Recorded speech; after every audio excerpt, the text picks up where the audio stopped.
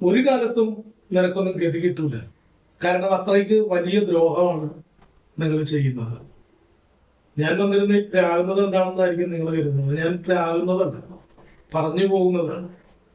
കാരണം കഴിഞ്ഞ ദിവസം സോഷ്യൽ മീഡിയയിൽ കണ്ടൊരു വീഡിയോയാണ് എന്നെ ഇങ്ങനെ പറയാനായിട്ട് പ്രേരിപ്പിച്ചത്.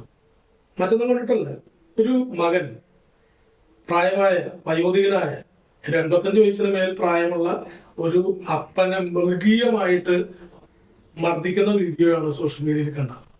അടിക്കുന്നത്, ഇടിക്കുന്നത്, താഴെ ഇട്ടിട്ട് ചവിട്ടി കൂട്ടുക. അതിക്രൂരമായിട്ട് ഇവ മർദ്ദിക്കുന്ന ഈ പിതാവിനെ. എന്നാൽ ഈ സമയത്ത് ആ വീട്ടിലത്തെ 3-4 പേര്, സ്ത്രീകളും പുരുഷന്മാരും എല്ലാം അവിടെ കടന്നു വരുന്നുണ്ട്. നിങ്ങൾ ചിലപ്പോൾ ആ വീഡിയോ കണ്ടിട്ടുണ്ടാവും. അവരാരും ഈ വൃദ്ധന ഇയാളിൽ നിന്ന് തടഞ്ഞു മാറ്റുകയൊന്നും ചെയ്യുന്നില്ല. ഇവൻ ഈ പിതാവിനെ ക്രൂരമായിട്ട് മർദ്ദിക്കുകയാണ്. സംഭവം മനസ്സിലാക്കാൻ കഴിഞ്ഞത് സ്വത്ത് ഈ മകന് പിതാവ് കൊടുക്കുന്നില്ല എന്നുള്ളതാണ്. പിതാവിന്റെ സ്വത്ത് മകന് പിതാവ് കൊടുക്കാത്തത് കൊണ്ടിട്ട് അത് കൈക്കലാക്കാൻ വേണ്ടിയിട്ട് ഇവര് പിതാവിനെ മൃഗീയമായിട്ട് മർദ്ദിച്ച് അത് കൈക്കലാക്കാനുള്ള ശ്രമം നടത്തിക്കൊണ്ടിരിക്കുകയാണ്. പിതാവ് അയാളുടെ ജീവിതകാലത്ത് അയാൾ ഉണ്ടാക്കിയിട്ടുള്ള സ്വത്തായിരിക്കാം. അയാൾ ഒരുപാട് കഷ്ടപ്പെട്ട് ത്യാഗം സഹിച്ച് വിയർത്ത് അധ്വാനിച്ച് ഉണ്ടാക്കിയിട്ടുള്ള സ്വത്താണ്. ആ സ്വത്ത് ഈ മകന് കൊടുക്കാതിരിക്കണമെങ്കിൽ അയാൾക്ക് അതിന്റെ പിന്നിലായ ഒരു വ്യക്തമായ കാരണം ഉണ്ടാകും. അതുകൊണ്ടായിരിക്കും ആൾ കൊടുക്കാത്തത്. ഈ മകന്റെ കയ്യിലിരിപ്പ് എങ്ങനെയാണ്, അല്ലെങ്കിൽ മറ്റുള്ള ആളുകളുടെ കയ്യിലിരിപ്പ് എങ്ങനെയാണെന്ന് നമുക്കറിയില്ല. കാരണം ഈ പിതാവിനെ മർദ്ദിക്കുമ്പോഴും അവരാരും തടയുന്നില്ല. എന്താണെങ്കിലും ആ അത്രയ്ക്ക് പ്രായമായ വൃദ്ധനായ ഒരു മനുഷ്യനെ മൃഗീയമായിട്ട് തല്ലുന്നത് ഒരു കാരണവശാലും പൊറുക്കാൻ കഴിയുന്നതല്ല, ക്ഷമിക്കാൻ കഴിയുന്നതല്ല. ക്രൂരമാണ്. എന്റെ പ്രിയമുള്ള സഹോദരങ്ങളെ, എനിക്ക് നിങ്ങളോട് പറയാനായിട്ട് ഒറ്റ കാര്യം മാത്രമേ. മാതാവിനെയും പിതാവിനെയും അപ്പനെയും അമ്മേനെയും ഒരു കാരണവശാലും നിങ്ങൾ വേദനിപ്പിക്കരുത്, വിഷമിപ്പിക്കരുത്, അവരെ ദ്രോഹിക്കരുത്. കാരണം നിനക്ക് ജന്മം തന്നവരാണ് അവര്. ദൈവത്തിന്റെ കൃപ കൊണ്ടിട്ടാണ് നീ ഈ ഭൂമിയിൽ ഇന്നും ജീവിച്ചിരിക്കുന്നത്. അവരുടെ ഒരുപാട് അധ്വാനം, കഷ്ടപ്പാട്, കണ്ണീര് ഒക്കെ ഉണ്ട്.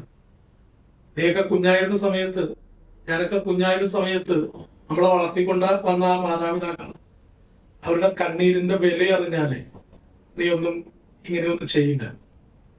കാരണം അത്ര ക്രൂരമായ ഒരു മർദ്ദനമാണ് കാണാൻ കഴിഞ്ഞത്. വിശുദ്ധ ബൈബിളിനകത്ത് ഇങ്ങനെ എഴുതി വച്ചിരിക്കുന്നു. സുഭാഷിതങ്ങളുടെ പുസ്തകം 20-ാം അധ്യായത്തിന്റെ 20-ാം വാക്ക് എഴുതുന്നത് ഇങ്ങനെയാണ്: അപ്പനെയോ അമ്മയെയോ പ്രാകുന്നവന്റെ വിളക്ക്. നമ്മൾ പ്രാകുന്നു പറയില്ലേ, ഞാൻ ആദ്യം പറഞ്ഞതാണ്. പ്രാകുന്നവന്റെ വിളക്ക് കൂരിരുട്ടിൽ കെട്ടുപോകും.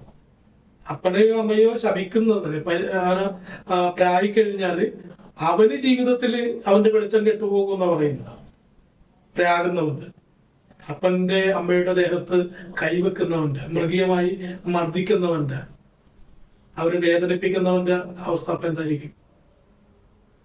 അത് വളരെ കഠിനമാകും. തുടർന്ന് ഗ്രന്ഥം പറയുന്നത് ഇങ്ങനെയാണ്: തിടുക്കത്തിൽ കൈവശപ്പെടുത്തിയ സ്വത്ത് അവസാനം അനുഗ്രഹമായിരിക്കുകയില്ല. അപ്പനെ ഏതെങ്കിലൊക്കെ രീതിയിൽ, അല്ലെങ്കിൽ അമ്മയെ ഏതെങ്കിലൊക്കെ രീതിയിൽ ഉപദ്രവിച്ച് ദേഹോപദ്രവം ചെയ്ത് അവരെ കഠിനമായി വിഷമിപ്പിച്ച് അവരുടെ കയ്യിൽ നിന്ന് ഈ സ്വത്ത് പിടിച്ചെടുത്താൽ ഒരു കാരണവശാലും നിനക്കത് നിന്റെ ജീവിതത്തിൽ ഉതവില്ല. നിന്റെ മക്കൾക്കും അത് ഗുണം ചെയ്യില്ല. കാരണം അവരുടെ ഒരുപാട് അധ്വാനത്തിന്റെ വിലയാണ്, വിയർപ്പാണ് ആ സ്വത്ത്.